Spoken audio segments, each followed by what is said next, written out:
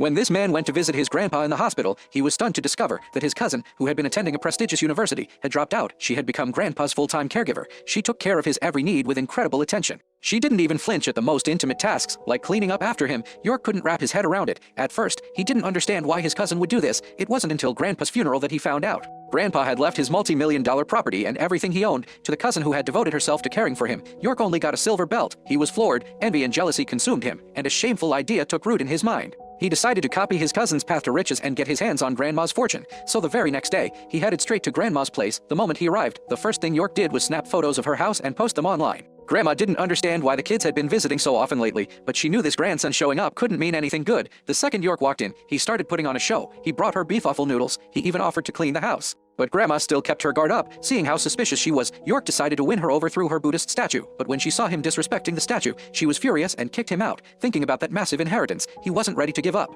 So he went to his cousin for advice on how to get on an old person's good side. What she said gave him a lot to think about. That same day, he packed his bags and moved into Grandma's place to get on her good side. He even dipped into his own savings and gave her a big red envelope. To break down her walls, York decided to tell her the truth about her cancer diagnosis. That way, each have a legitimate reason to stay and look after her. Maybe it was his show of filial devotion that got to her. In the end, Grandma let him stay. He promised to help her sell kanji first thing in the morning, but despite all his big talk, he stayed up all night playing on his phone. By the time he woke up the next day, the house was empty. When he finally made it to the stall, Grandma was already packing up to go home. On the way back, Grandma stopped by an old friend's place. From their conversation, York learned the friend was also a cancer patient living alone. When the old woman saw that Grandma had someone by her side, her eyes filled with envy. The compliment made York beam with pride. He was secretly thrilled that his act was finally paying off, but before he could celebrate, Grandma made him wait outside while she went into the bank to deposit money. It felt like she was treating him like a thief.